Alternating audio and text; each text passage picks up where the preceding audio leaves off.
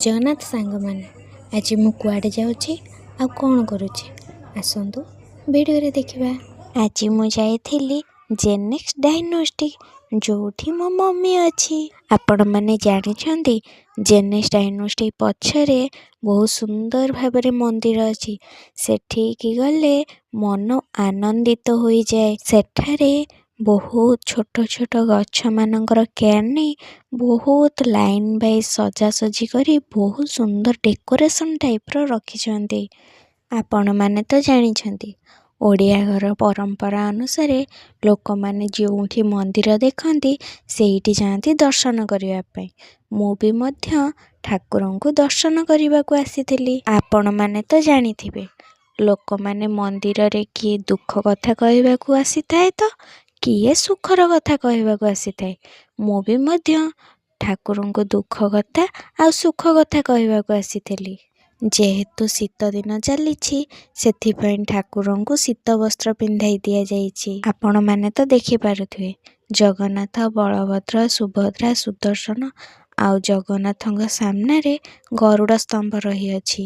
ଆଉ ଏପଟରେ ମହାଦେବଙ୍କ ସାମ୍ନାରେ ନନ୍ଦୀ ରହିଛନ୍ତି। ଏଠାରେ ଚୈତନ୍ୟ ମହାପ୍ରଭୁ ବି ରହିଛନ୍ତି। ବହୁତ ସୁନ୍ଦର ଦେଖାଯାଉଥାନ୍ତି। ଦେଖିଦେଲେ ତ ପେଟ ପୁରି ଯାଉଥାଏ। ଆପଣମାନେ ଆଉ କାହିଁ ଡେରି କରୁଛନ୍ତି? ଆପଣମାନେ ବି ଆସନ୍ତୁ, ଏହି ଜାଗା ଥରେ ବୁଲିକି ଯାଆନ୍ତୁ। କଥାରେ ଅଛି ପରା, ଜୀବନରେ ସଫଳ ହେବାକୁ ହେଲେ ସବୁଠୁ କଷ୍ଟ ଲାଗୁଥିବା କାମଟି ଆଗ କରିବା ଉଚିତ। ଆପଣମାନେ ଛୋଟବେଳେ କାଉ ଗପ ତ ନିଶ୍ଚିନ୍ତ ଶୁଣିଥିବେ। ବୈଶାଖ ମାସରେ ଟାଣ ଖରା ହେଉଥିବା ହେତୁ ଟୋପାଏ ବି ପାଣି କାଉକୁ ମିଳିଲା ନାହିଁ। କାଉଟି ଥକା ହୋଇ ଆମ୍ବ ଗଛରେ ବସି ପଡ଼ିଥାଏ। ତଳକୁ ଅନାଏ ତ ଗୋଟେ ମାଠିଆ ଦେଖିଲା।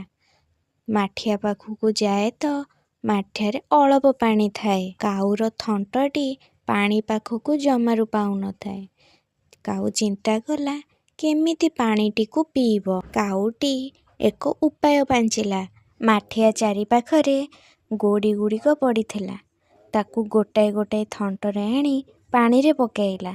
ପାଣିରେ ପକାଏ ତ ପାଣି ଧୀରେ ଧୀରେ ଉପରକୁ ଉଠିଲା। କାଉଟି ଶାନ୍ତିରେ ପାଣି ପିଇ ଉଡ଼ିଗଲା।